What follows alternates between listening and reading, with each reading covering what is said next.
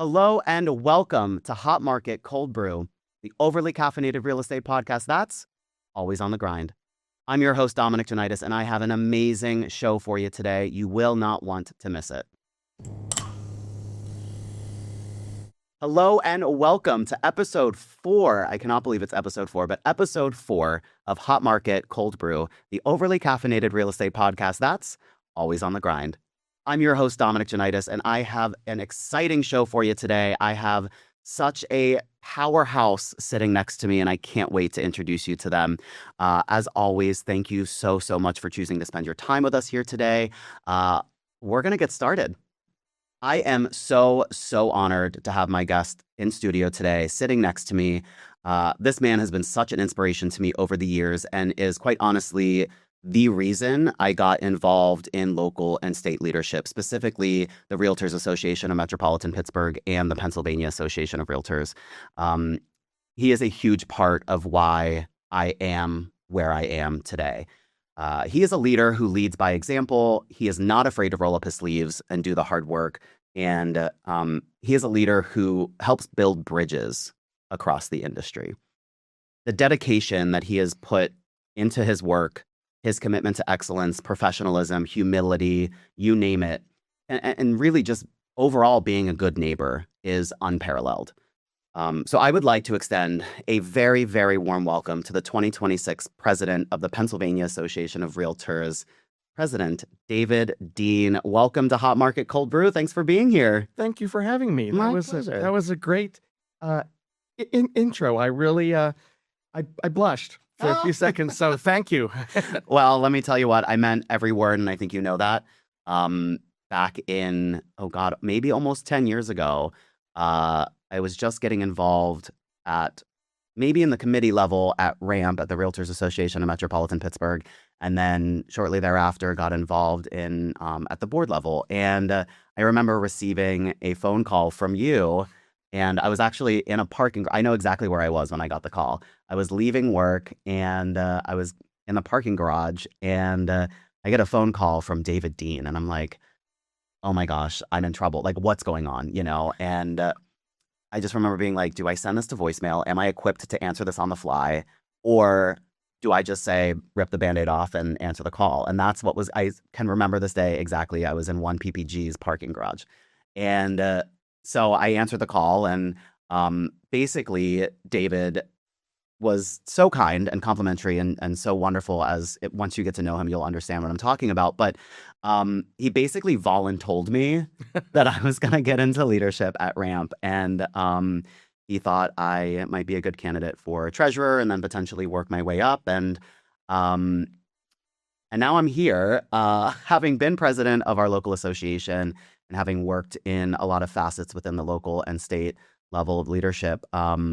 It's really a full circle moment to have you as president of our entire state association, someone who believed in me all those years ago, baby Dom, essentially, almost 10 years ago. And now we're here, and I can sit down next to you and say, like, this is an incredible honor for me to even be sitting here with you.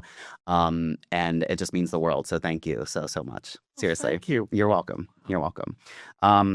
Before I get a little bit more misty, let's get to the real interview here. What are you drinking? What's in your cup right now? How do you like your coffee? Give me the rundown. Well, I like my coffee black, Okay. All right. and I like it a little on the mild side. Okay.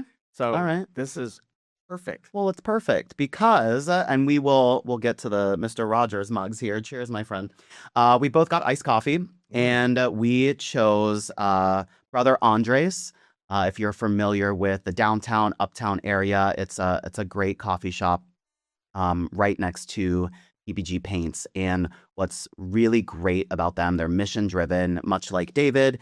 And they actually employ adults with intellectual disabilities and developmental disabilities. So really just an amazing organization, amazing institute, such a staple in the neighborhood. If you've ever been, you know exactly what I'm talking about. If you haven't been, please go try them out. Such a beautiful mission, and we're so excited to be sipping on some Brother Andres medium roast is what we have today in our little Mr. Rogers Mhm. neighborhood mug. So, but David, as you know, we have the show is called Hot Market Cold Brew.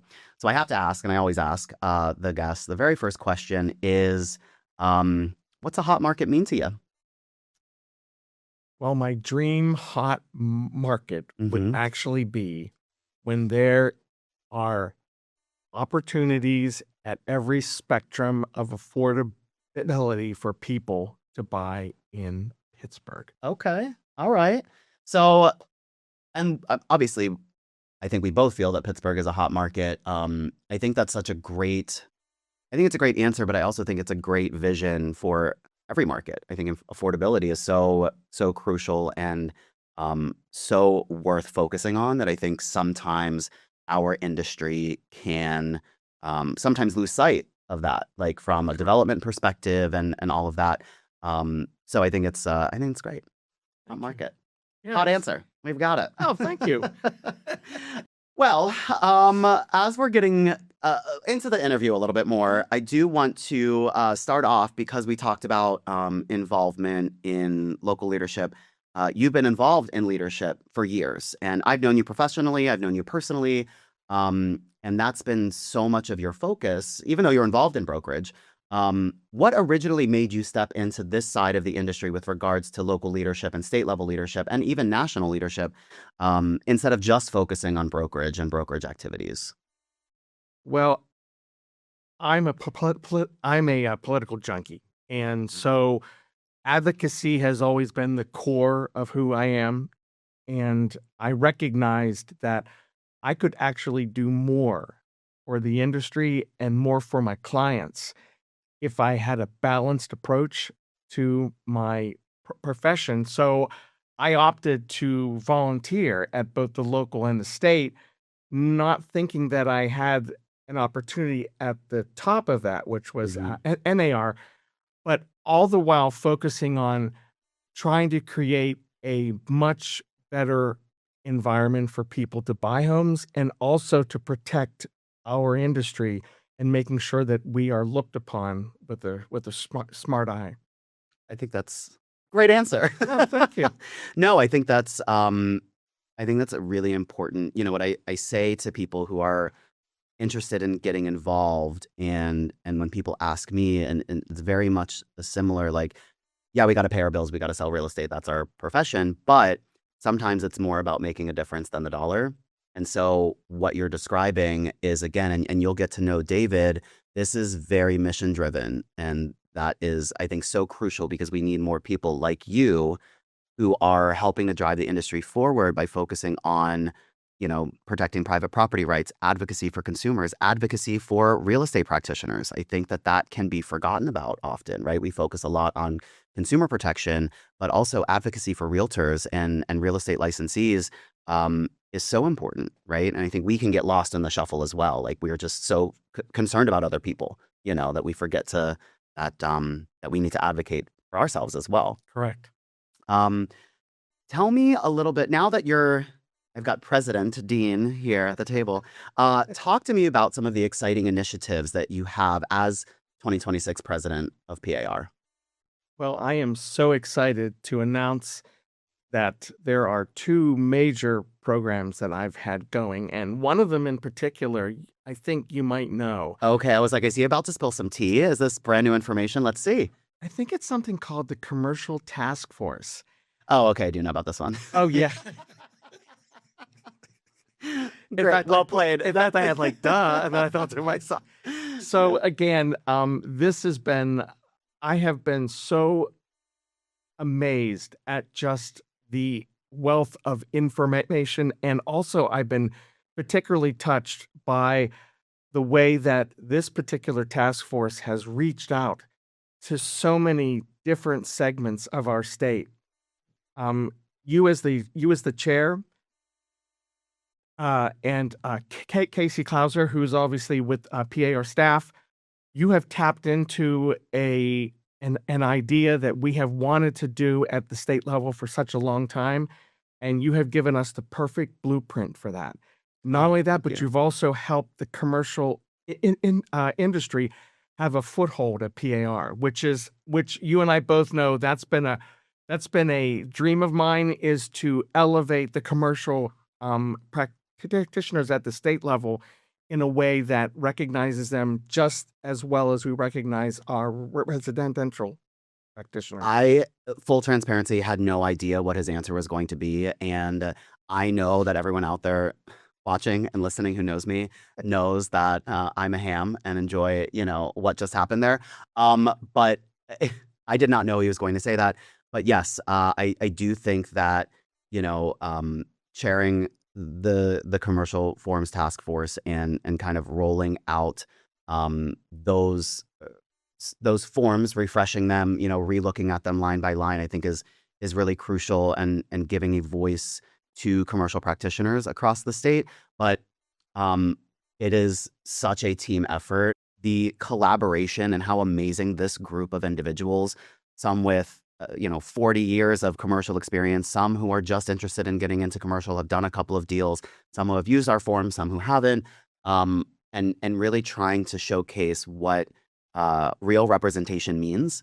And that's been, like, I think, the crown jewel of this whole task force. Yes, it's amazing that we're getting to revitalize commercial in these forums, but to have this many commercial practitioners volunteer for this and be part of helping to move the association forward is something truly special. But before any of my viewers think that I'm going to get an even bigger head, why don't we move on? You said there were two things. So yes, thank you for referencing that. I did not know you were going to say that. That's very kind of you to mention. What's the second one? The Educational Risk Reduction Task Force. And that task force is basically focused on thinking about how the state be involved in education. You know how we have local associations that have their schools that teach. Oh, I see. This is new information to me. So he's spilling the tea right now. So okay. we're having a conversation about what might that look like at the state. Okay. Not saying one way or the other whether it will happen or won't happen. Mhm. We're just having that conversation, which I think is important. Sure. Where that leads, I really do not know. They will be issuing their report probably in September. Okay. And so At the board meeting. At the board meeting. Okay. So stay tuned. But yeah, that is one of them. And this is news hot off the press for you. Oh. So, I think when you press coffee, you Oh. get see, Not the French press reference. yeah, the French press. President Dean. Okay. One of the focuses that has been near and dear to my heart has been, of course, as you know, my focus this year is on being a good neighbor. And we are going to be looking at recognizing people throughout the state who are good neighbors, culminating in, at the end of the year, recognizing 2 people from the state for that award. Amazing. And so, again, it's one way to reach out to everybody across the state. And the reason I say that is because, again, I hate to go back to the commercial task force, but you tapped into a grassroots effort. You tapped into people who may not have ever considered having any involvement with PAR at all, and you brought them on board. We want to take that same excitement and take this Good Neighbor Award across the state, reaching people who do the good work that we see every day, but don't get the recognition that they actually deserve. I think it's beautiful. I think you have, and so a couple of things. If there are any Pennsylvania realtors out there, if you subscribe to PAR Just Listed, or if you subscribe to any of the newsletters, etc., keep doing that. But for those of you who are not subscribed to any of those, you will actually see the Good Neighbor announcements in those emails. And actually, you might see a familiar face from Pittsburgh, Michelle Sanko, who was a guest on my very first episode, if you guys remember. She was also the 2025 president of the Realtors Association of Metropolitan Pittsburgh. She is an amazing woman, dear friend of mine. She just launched her own podcast, Beyond the Contract, which is out now as well. So be sure to check it out. You might see a familiar face on that one as well. Wink. But she was, I think, if not the first Good Neighbor Award, She was the first. she was the first Good Neighbor Award. So if anyone knows Michelle, it should not be any surprise. But it is highlighting agents and Pennsylvania realtors who are going the extra mile, who do not tell people they're going the extra mile, if that makes sense. I think It it's does. definitely a beautiful mission-driven initiative that David has put together. Hence, with the Good Neighbor and all of that, and Mr. Rogers being from Pittsburgh, we had to go a little over the top. But this is a color-changing mug. So if it's Yes. cold, it's blue. If it's hot, it's red. He obviously has his little cardigan on. He's got a little trolley situation here. I was so honored to be able to MC David's installation in January for his installation as president of the state, and his whole intro theme. He came in and he had the Mr. He was changing into his cardigan and all of that. Changed his shoes. It was really a sweet moment, and because Mr. Rogers is such an inspiration and such a good neighbor, I'm sure this is where this comes from. It does. Yeah. Thank you. So when we talk about, let's say, emphasizing being a good neighbor, and truly it's a theme that you've made for this year, Correct. as you've mentioned, outside of being a good neighbor and really what that means to you, how does this translate into the hope and vision for PAR moving forward? Well, the focus originally was to be kind. And, when we look at the current state that we're in, I noticed that there were a lot of challenges and a lot of opportunities for our industry to step back for a second and really focus on what's really important. And that is treating ourselves with kindness and our clients and the people who aren't our clients. And I thought to myself, I kept thinking in the back of my mind, what would Mr. Rogers do? And so for every one of those things, I should have made a little bumper sticker. And there's an idea. You know what? Oh my goodness. Trademark. I don't know. Tips. We have it here first. Okay. But I just thought to myself, with all of this stuff that's happening in our industry with the with technology, especially technology, I just thought to myself, you know what? Folks need to just take a step back. Yeah. And look at what's important. There's a perfect balance. You can have a balance in your professional life, but that balance requires that you step back, take inventory of who you are and how you approach others. And I think that in this very competitive climate that we're in right now, that would help us a great deal. I couldn't agree more. I think you hit the nail on the head, and obviously we are in complete support of that, and we've got your back, and we're happy to help make that vision come true. We talking a little bit about the economic climate in real estate, etc. What do you think realtors in Pennsylvania are most concerned about right now? Two things: inventory and Okay. affordability. I think Okay. those are the two. Okay. With those things, what do you think from just general 30,000-foot view? Mhm. How do we go about changing that? Well, a lot of that has to do with, again, advocacy. Mm-hmm. As you know, especially you in the commercial sector, know that before a house even gets built, before a shovel goes into the ground, there are upfront costs that are associated with building, which make the price of homes incrementally higher than they have to be. And we also have zoning laws Mhm. that were great maybe 20, 30, 40 years ago, but they simply don't fit what we're looking at uh, for today. So advocacy is really important by focusing on the stakeholders and the people making the decisions, Yep. that we need to convince them that, look, in order to build housing for every sector, we need to be able to focus on the things that are hampering that ability. And I think that once we get to that point, I think then the inventory and the affordability factor will be solved, I agree.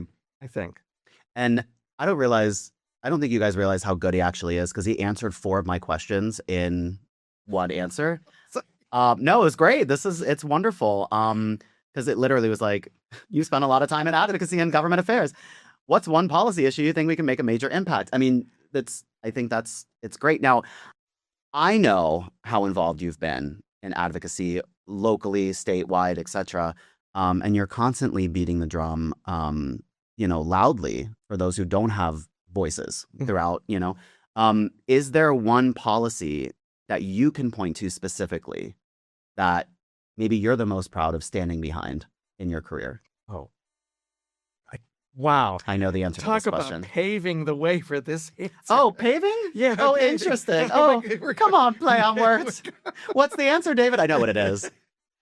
So the answer is, which is no great secret if you're at PAR, is that my focus about 4 years ago was with private roads and the adoption by the state of its first private road maintenance agreement was something that was near and dear to my heart. I didn't know at the time that it was going to have the legs that it ended up having. I didn't realize that private roads and the issues around them were so great. I was just only concerned about a particular property that I was trying to sell at the end of a private road, Mhm. not realizing that it would morph into talking about rural roads, and how to navigate them. It just or the VA questioning the efficacy of private road maintenance agreements. It just morphed. So, and that all started, and that could have only happened with me going up to PAR and walking up to the microphone and saying, "I have an issue. Can you help?" Mhm. And that's what started it. See how it can snowball? It's Yeah. wild. How a small idea, just a thought on a singular transaction became policy. Yeah. From start to finish. I mean, just it's absolutely incredible. So thank you for that. That's amazing. With how much the world has changed, since the pandemic and all of that, Pittsburgh, I always said the end of the world could happen and Pittsburgh will feel it 10 years later, right? So with Pittsburgh being as dynamic as it is, it has changed dramatically over the last decade, I'll say. Um, and the change has been expedited based on the pandemic years. From your perspective, where do you think our region specifically is headed in a real estate standpoint? I think after the pandemic and the frenzy of that challenging market and the advent of AI, Mm-hmm. I think that Pittsburgh area is going to have to balance traditional housing and alternative housing. And I think that we're going to have to look at what makes up housing for all. And I Okay. think that because the workforce is going to change, because the landscape is going to change, and the opportunities are going to change, I think that our housing stock and what we call housing is going to have to change as well. Interesting. Okay. So, we talk about bricks and mortar house, but we don't talk about the alternative housing like shipping container homes, which Sure.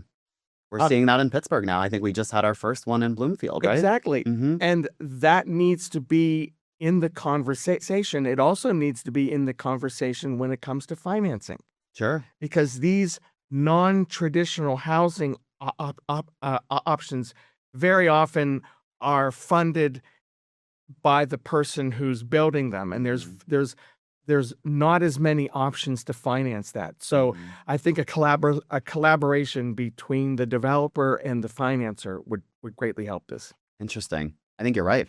I think that we've seen so many firsts here in Pittsburgh between, the container home and now what we're actually seeing in the new administration here, the mayoral administration here, with focusing on streamlining permitting and revamping zoning, and taking a look at accessory dwelling units being permitted throughout the city, which was only allowed, I believe, in Garfield maybe at one point as a pilot program years ago.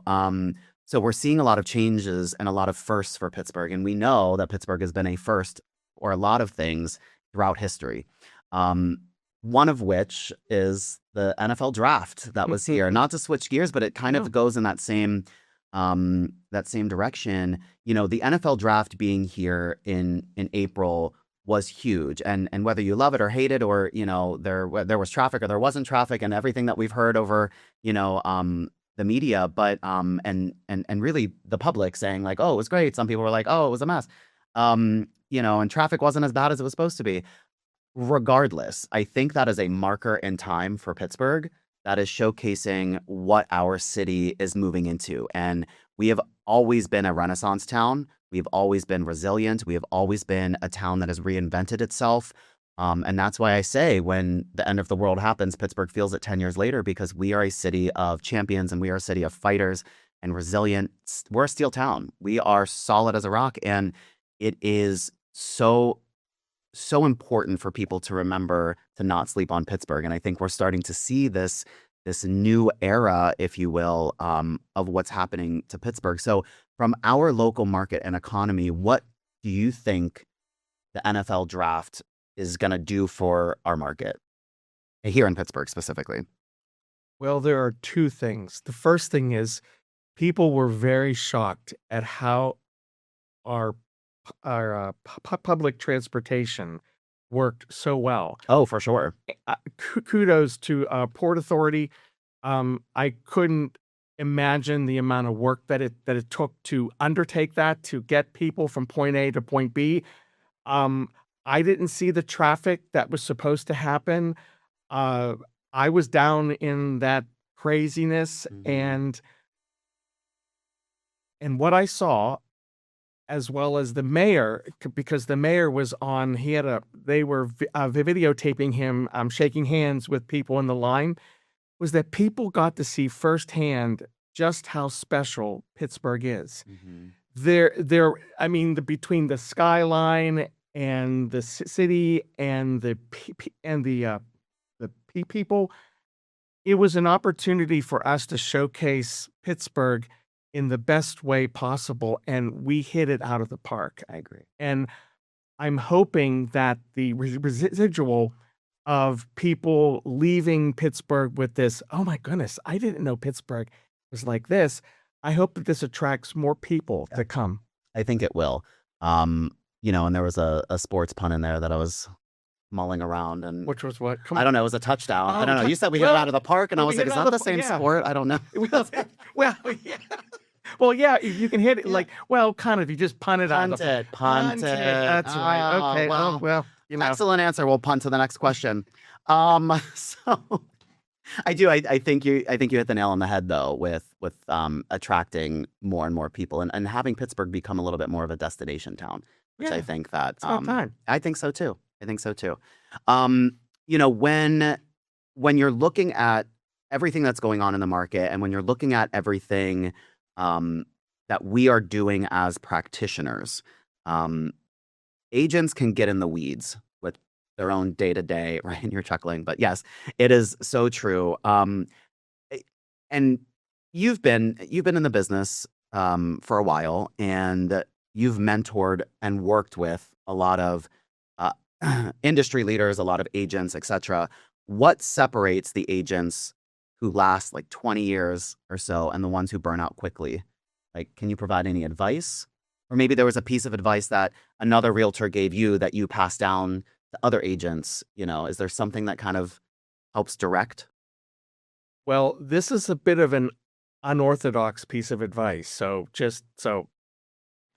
when I first started in the business, there was an agent in my office, and she pulled me aside and she says, David, if you really want to last in this business, because it can be up and down, feast or famine, Mm, she said, purchase over a period of 5 years 13 residential units. I was like, what do you mean? She says, David, if you purchase 13, starting out with just 13, you will have income for life. And I was like, I don't, I guess. And so I took her advice. And the little secret here is one of the reasons that I'm able to do the things that I'm able to do at PAR and travel is because I built up this investment base early on in my career. And I encourage everyone that's in this business to invest in the very business that you sell, whether it's a house you buy or a 4-unit apartment or a strip mall or a trailer park, anything. Invest in the industry that you are working in. And that was the best piece of advice I have ever gotten.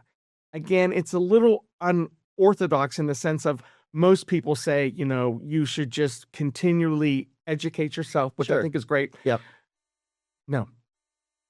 Income for life, because you never know when the economy or when the industry is going to have a lull.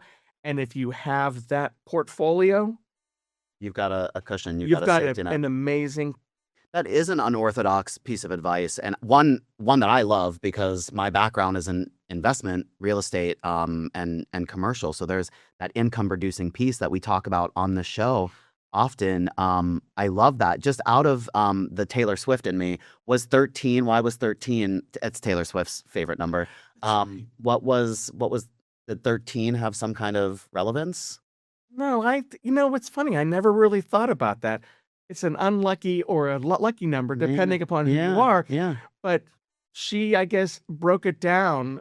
And 13 At made sense. 13 made sense. I mean, Yeah. she has way more than that, Mhm. which what I'm following in her footsteps. But again, that was It's a fascinating approach. that was the best piece of advice I could have ever gotten the first year in this business. Wow. I think I think everyone's investment ability is obviously a thumbprint, right? Some people, will have to only purchase one. And, Yeah. as long as you're getting into that side of it, or at least considering it, I think that's a great way to, first off, build generational wealth. I think that investment is the key to that. Purchasing real estate is the key to that. Everyone has their own take on what investment makes sense for them. And when you're looking into what that step looks like or what that next chapter looks like, we talk about the real estate glam squad here on this show, right? And it's getting, the right people, the right professionals surrounding you. That's a realtor, that's an attorney, that's a CPA. Maybe that is a financial advisor. Meet with those people.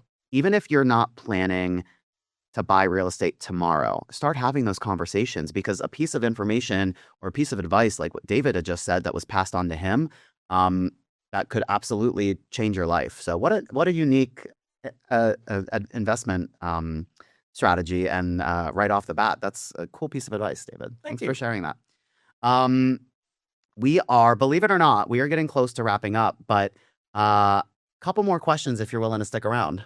I hope it's the one that I really want to Oh gosh. answer. Oh no. Well, I guess we'll see. Let's see here. What is one thing about David Dean that people in the industry probably don't know? Well, that wasn't the question, but that's But it was still a fabulous but it's one, this wasn't one. it? Yeah, Yes, yes, of course. it's still great. Um, that I have a passion for cemeteries. So this actually it's not new information today, but I just found this out not too long ago, and I think this is fascinating. So I'm actually going to answer this question and answer the one that I hope that you would ask Let's me. give it to me, David. Let's go. Let's say So here's the deal. Ever since I was a little boy, I had this draw to cemeteries. I just thought they were unique. I thought each individual stone told a story. sure.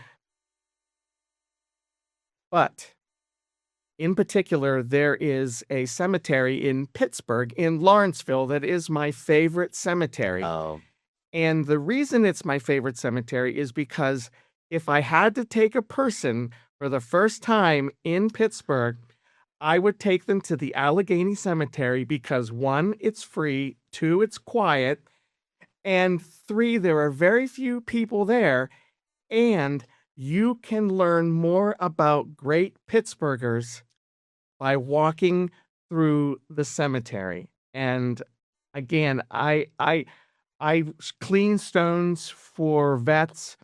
I do tours. And very often when I'm just need a little pickup, I'll get in my car and I'll go and I'll walk around and I'll fixate on a particular stone. I'll look up their genealogy of course you do. and Sure. find out. So yeah.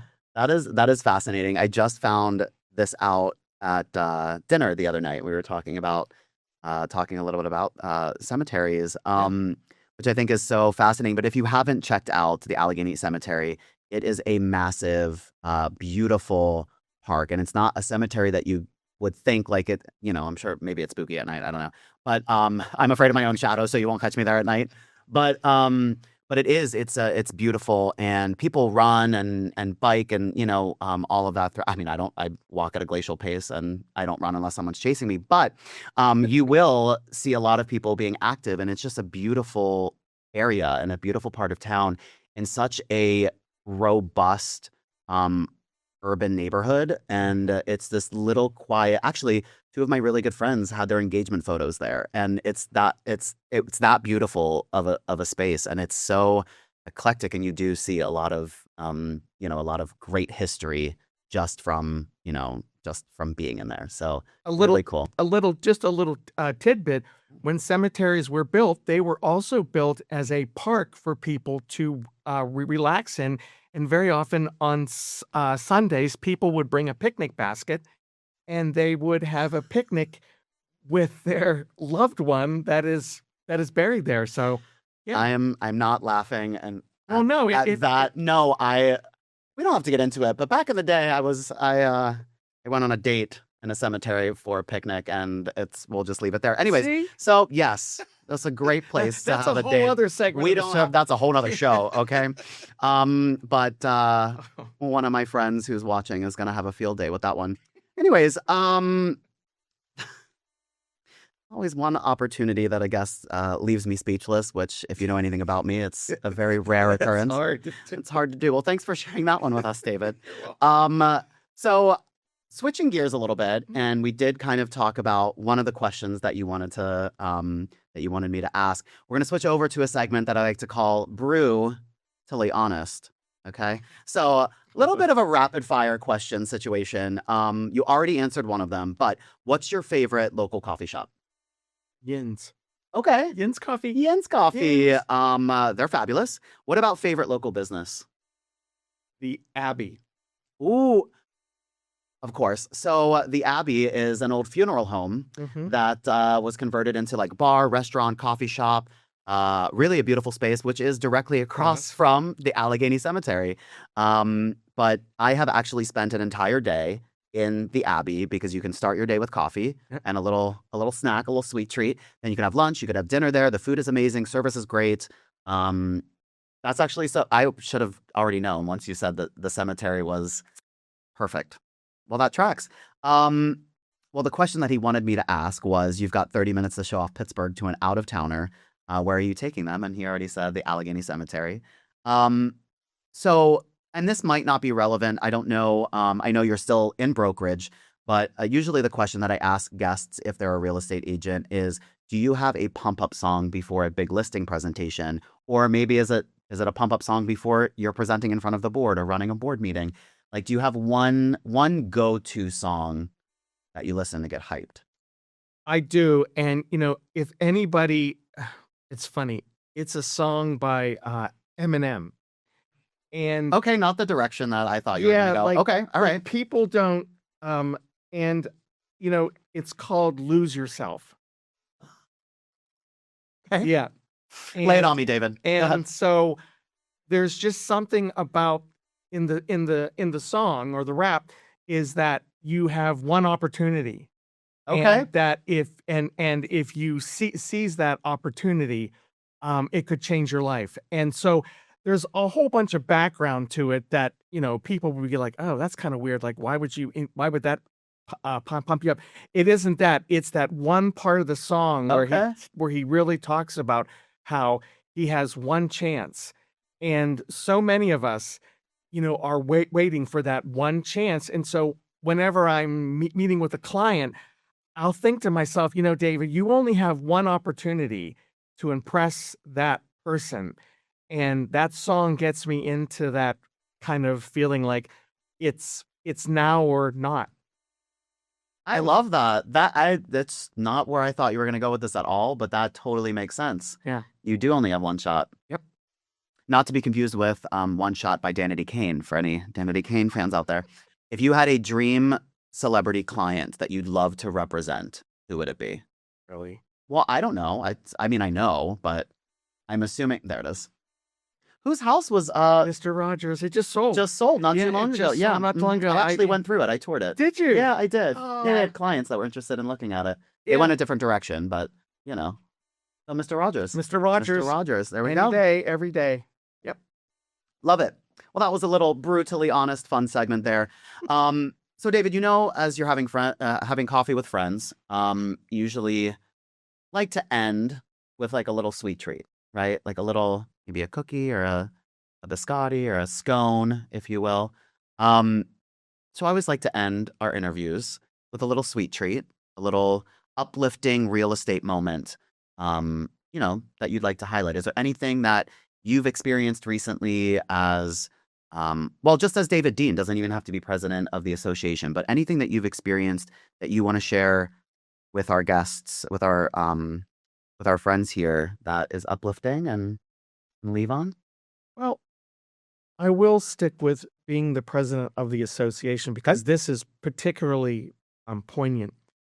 I do get the opportunity to travel across the state, and I have seen the landscape of our state, and it is breathtaking.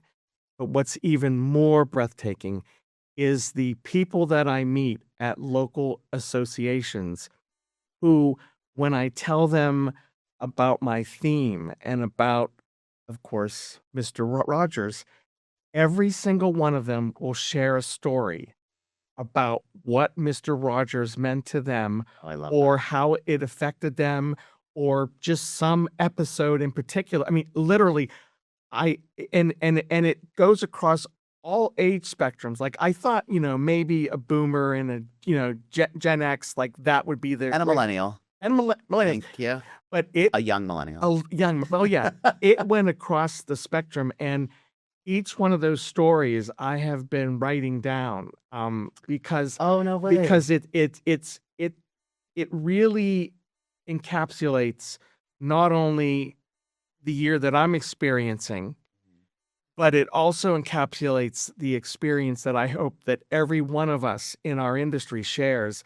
And so, again, coming back to Mr. Rogers, I mean, he was a guide for me as a child. Everything that I learned in my moral compass was because of him. And so it's interestingly, as I wind down my presidency, that people are coming up to me and sharing those really special stories that really bring a smile to me. I love that. That's so great and so on brand for David.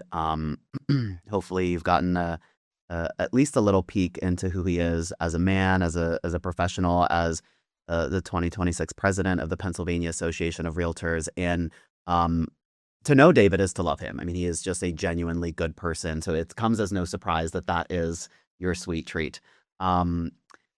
So I so appreciate you being here, and I know how busy your schedule is, and you've been on essentially like a road show, you've been going across the state. So to even have him for an hour, I had 25 questions. I asked maybe only a few of them based off of where we were going. So the conversation may continue, and I hope it continues at a later date. Maybe we'll bring him back in, but I know that you're a busy man and we've got to get you on your way, but I do want to thank you for your time. And I do have two final questions if I can sneak. Okay. Sure.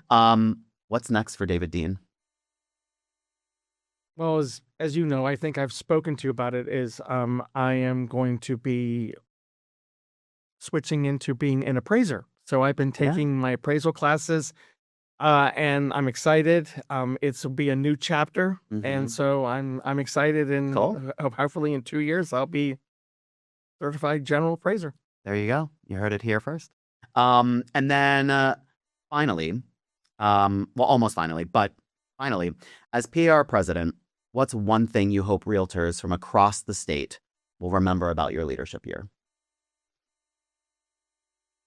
That when it's over, that they were heard, and that they felt represented not only on the dais of leadership, but also in every facet of PAR and in every facet of their local association.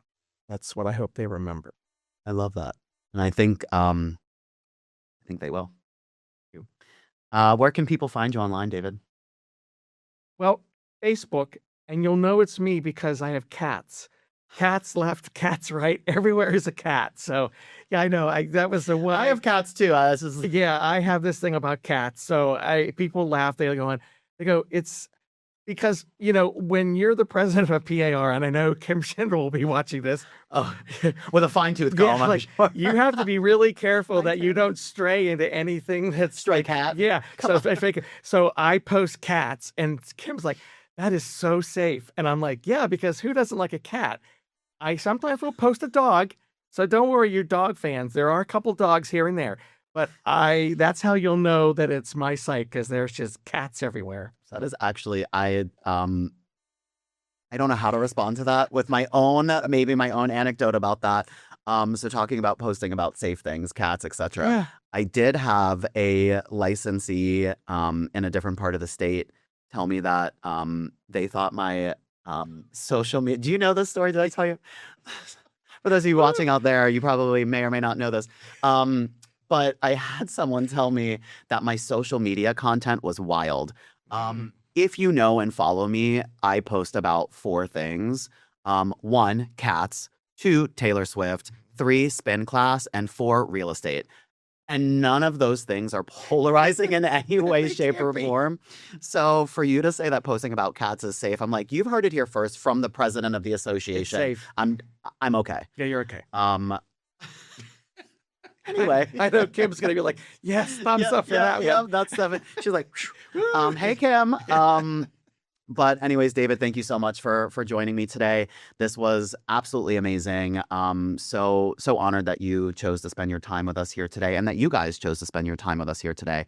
We are wishing you all of the very best, all of the success. You've been killing it this year as our president, and we know that you're going to continue to do so, and you've got the support of the entire state behind you. So best of luck to you, my friend. Thank you so much. I appreciate it. We'll see you back on real soon. You will. Well, that's a wrap on today's brew. Thank you so much for joining me. I'm your host, Dominic Jonitis, and this has been Hot Market Cold Brew, the overly caffeinated real estate podcast that's always on the grind. Whether you're house hunting, deal chasing, or just here for a little real estate tea, I hope today's episode gave you something bold to sip on and take to go. Until next time. Don't forget to like, subscribe, and share this podcast with your favorite real estate hunting friend, and leave a review if you liked what I brewed. Catch you next time.